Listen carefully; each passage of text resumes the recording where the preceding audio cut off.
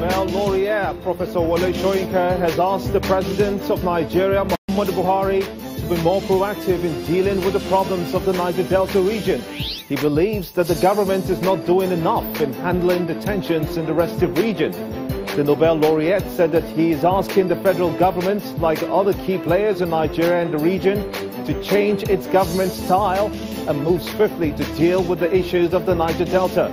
Will this be the needed catalyst to stop the attacks on oil installations? What if the attacks continue even after the ceasefire? Data feeds still coming through in one place simultaneously on all our social media platforms. We'll concentrate on the biggest stories yet. channelstv.com, youtube.com/channelsweb. Be part of the show. Tweet at Gimba Umar CTV and use the hashtag State of the Nation to air your thoughts. In a moment, we'll be talking to the President's Senior Special Advisor on media and what is next and what seems the last-ditch efforts to end the crisis in the Niger Delta. Internally displaced persons stage a protest in Maiduguri, Borno State over ill treatment and inadequate food.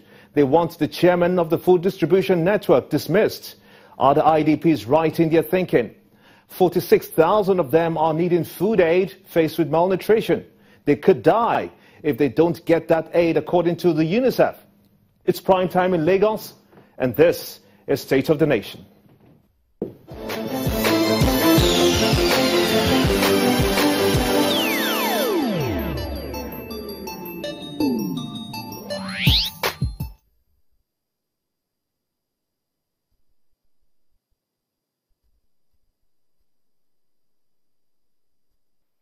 Welcome back to State of the Nation. Data feed still reaching us live on all our social media platforms, channelstv.com, on youtube.com/channelsweb. You can be part of the show as well. Tweet at Gimba Umar CTV and use the hashtag State of the Nation.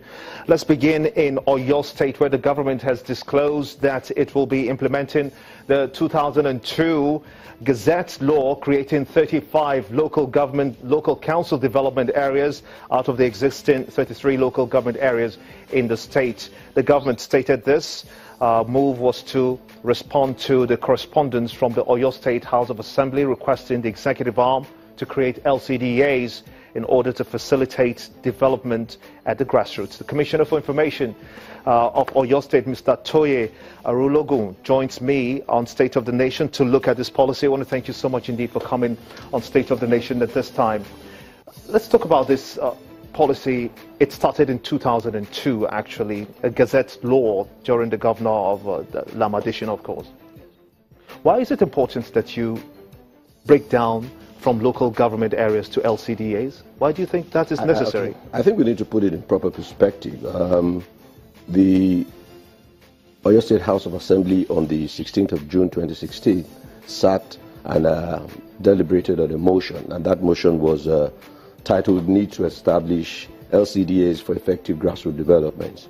After the deliberations, it was resolved that the government needed to create or establish LCDAs to improve grassroots development or to fast-track grassroots development. So there was some correspondence to the executive governor.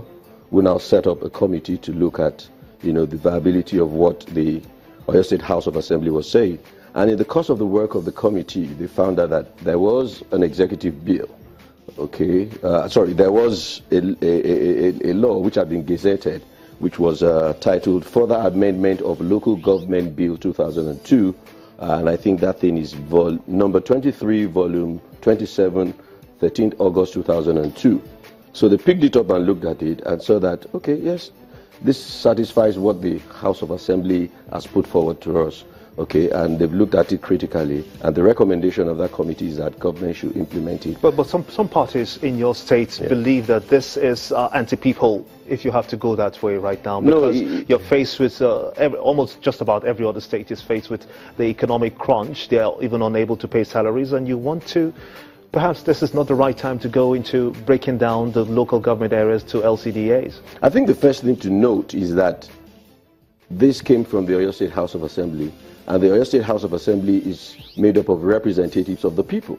So the House is communicating the yearnings of the people to the executive arm of government. Okay, so it's not anti-people. As a matter of fact, if the governor or the government does not implement it, then we are standing in the face of the people and we are going to be anti-people.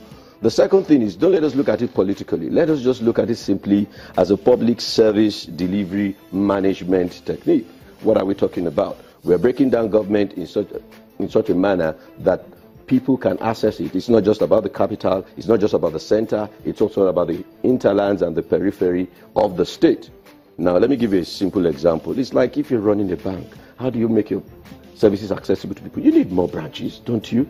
Okay, let me give you even a more simplistic way. If you go to a wedding and the wedding cake is cut, how do you get access to it? Or how do you make all the people who are at the wedding, access? You cut it into bits, okay, and you take it around to them. And that's the kind of thing that we're talking about. We want to make government more accessible to people for better service delivery. How does this affect the taxpayer, though? Because some of the parties in your state still argue that this will increase taxes on taxpayers. Is that true? No, it certainly wouldn't. Okay, let's look at what are the likely implications of this. Okay, first of all, we have the local governments. And these LCDs are going to be created out of this existing local government. So it's not something, dynamically new. Salaries, staff, is still within the same, purview, okay? The same thing that we are doing right now, okay? And it's going to be redistribution of staff, okay, redeployment of staff. So it's nothing that is going to eat deeply into the pockets of government. So how will this work? Remember, how will this work at the end?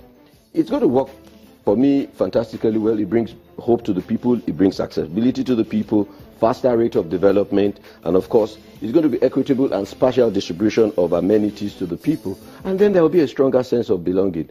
If you talk about salaries, you know right now that the local governments don't have much problems when it comes to salaries. It's just the state, okay, as evidenced by, the figures that we have before us. So it's really not a political move, it's a public service delivery management, technique, if you allow me to call it that. So what we are doing is basically to break up governance in a manner that people can, access it. Do you suppose that this has happened in Lagos State, has happened in Osun State as well? Yes. Do you suppose that other states will take cue from what you're doing? I think other progressive states will take a cue from this. Progressivism itself is, man is at the center of that ideology.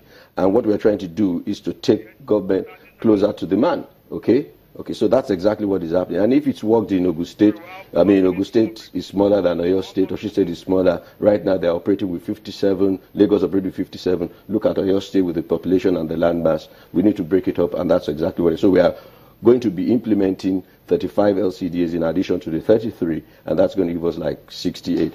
And if there are communities who feel that, okay, this was in 2002, what we are doing now does not factor us into it, they have the opportunity to come together, put their memoranda, and government will look at it. So what are your final words on this, your agenda? Okay, I think it brings hope to the people. People should look forward to better distribution of government's amenities, and they're going to access the dividends of democracy better and faster, within these broken up units as against 33. So we're talking about 68, and just divide 68 with the population, you see that the ratio is going to become smaller. Many thanks indeed for talking to us, the Commissioner for Information Oyo State, Mr. Toye Arulogun. Many thanks indeed for talking to us. You're watching State of the Nation. When we return after this break, we'll be speaking to the Special Assistant to the President on Media. He'll be talking to us about the way forward concerning the crisis in the Niger Delta. Stay with us.